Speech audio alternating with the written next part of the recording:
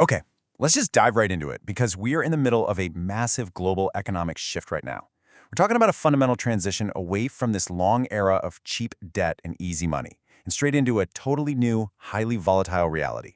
If you've been glancing at the financial headlines lately, you already know deep down that something is fundamentally changing. So in this explainer, we're going to pop the hood and unpack exactly what is happening inside the global economy, and more importantly, what it means for you. Here's a quick look at our roadmap for today. 1. The global housing divide. 2. AI bubbles and market leverage. 3. Nations hoarding real assets. 4. Government interventions and taxes. And 5. Protecting your personal wealth. All right, Section 1, the global housing divide. Specifically, why the U.S. isn't China. So we're starting with the single biggest asset class on Earth, housing. Now, you've probably seen the absolutely terrifying real estate headlines coming out of China lately, and it's super easy to wonder if we're staring down the barrel of a 2008-style crash here in America. But let's look at the sheer concentration of wealth over there. In China, an incredible 70% of all household wealth is tied up entirely in real estate. That's practically triple the concentration we see in the U.S. For decades, the Chinese middle class has treated apartments as way more than just a place to live. It was their retirement plan, their social safety net, and their investment portfolio, basically all rolled into one. And honestly, that level of overconcentration is incredibly dangerous. $18 trillion. Let that sink in. That is exactly how much wealth was just wiped off the map as China's housing market essentially collapsed all the way back to 2006 levels. You had developers totally running out of cash, the government slamming the brakes on easy lending, and this massive oversupply of unfinished apartments that just completely shattered consumer confidence. Which brings up the big question. Could this happen in the U.S.? Well, actually, America has the exact opposite problem. Instead of ghost cities and a massive oversupply like we see in China, the U.S. has a massive undersupply. We're short roughly 1.2 million homes. On top of that, the U.S. market is currently frozen solid by what we call the lock-in effect. Millions of Americans are sitting pretty on 30-year fixed mortgages locked in under 4%. Nobody is forced to sell, which means prices stay stubbornly high while available inventory is pretty much non-existent. Let's move on to Section 2, AI bubbles and market leverage. We're following the tech capital. So, while the housing market is frozen, the equity markets are absolutely on fire, mostly driven by AI hype and a whole lot of borrowed money. U.S. tech giants are pouring $750 billion into AI infrastructure this year alone. But what's truly fascinating is where all that money is actually flowing. It directly inflated this massive bubble in South Korean memory chip stocks, companies like Samsung and SK Hynix, because they provide the crucial hardware needed to actually run these massive AI data centers. Now, here's where it gets crazy. Roughly 14 million South Korean retail investors, they affectionately call them ants, used extreme debt and 3x leveraged ETFs to gamble on these AI chip suppliers. It was a massive bet.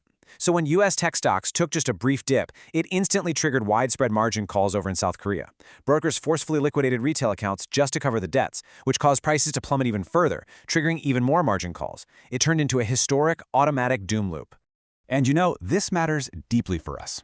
Right now, U.S. margin debt, that's borrowed money specifically used to buy stocks, just hit 4.5% of our GDP. To put that into perspective, that is the highest level in recorded history. We've officially surpassed the peaks of both the dot-com bubble and the 2008 crash. Basically, we're sitting on a highly leveraged powder keg right in our own backyard, and it's just waiting for a spark. All right, Section 3, nations hoarding real assets. The Hamiltonian shift. So, while everyday retail investors are out there gambling on leveraged tech stocks, entire nations are quietly hoarding hard assets to protect themselves against a rapidly shifting global order. We're witnessing a massive return to what economists call Hamiltonian economics. If we look back to 1791, Alexander Hamilton used high tariffs and subsidies to build up American industry from scratch. Fast forward to 1971, the U.S. left the gold standard, heavily financialized the economy, and essentially outsourced our manufacturing overseas. But today, we're seeing aggressive political pushes to reverse all of that and bring the factories back home, and that is causing some serious friction in global trade. Now, in response to growing U.S. debt and these shifting trade policies, China has actually been quietly preparing for over a decade. Look at this quote from the People's Bank of China way back in 2009. They have explicitly been seeking an international reserve asset that doesn't rely entirely on the U.S. dollar. They want a neutral asset to settle global trade without taking on Western geopolitical risk. So what exactly is that neutral asset? Well, it's gold. Central banks are buying up gold at a record-breaking pace right now. In fact, some macroeconomic analysts calculate that if gold were actually chosen to rebalance global trade deficits, especially our massive deficit with China, the price of gold would theoretically need to be revalued to roughly $38,000 an ounce, just to make the global math work. And with the U.S. quietly exporting record amounts of non-monetary gold directly to China right as we speak, we really have to look inward at our own portfolios. As whole countries transition away from relying entirely on paper money and pivot back to hard commodities and domestic industry, you have to ask yourself, does your investment strategy reflect this new reality? Which brings us to Section 4, Government Interventions and Taxes, Securing the Borders. As global trade continues to fracture, governments are stepping in heavily at the local level. They need to fund their own protectionist projects and ensure capital doesn't just flee their borders. Take Canada, for example. To fund massive domestic infrastructure, they recently announced a $25 billion sovereign wealth fund called the Canada Strong Fund. But what's kind of wild here is that unlike a country like Norway, which funds its wealth fund through massive surplus oil revenues, Canada is running a deficit, so they're actually funding this through debt, and controversially, looking to incentivize everyday retail citizens to lock up their money and co-invest in this national infrastructure. And here is the kicker. At the exact same time these governments are asking for your capital, they are making it incredibly expensive for you to just pack up and leave. They do this through a departure tax or a deemed disposition. If you decide to move out of the country, the government legally treats it as if you just held a massive, simulated yard sale. They pretend you sold every stock, every asset at fair market value, and they force you to pay out the unrealized capital gains taxes right then and there on your way out the door. Now, I know there is a ton of online outrage right now framing these exit taxes as some uniquely tyrannical wealth grab. But honestly, the reality is that the vast majority of developed G7 nations use departure taxes. It's a very standard, albeit painful, macroeconomic tool. Governments use it to prevent wealthy citizens from fleeing to tax havens with decades of untaxed domestic gains. Finally, Section 5, Protecting your personal wealth, Dodging the traps.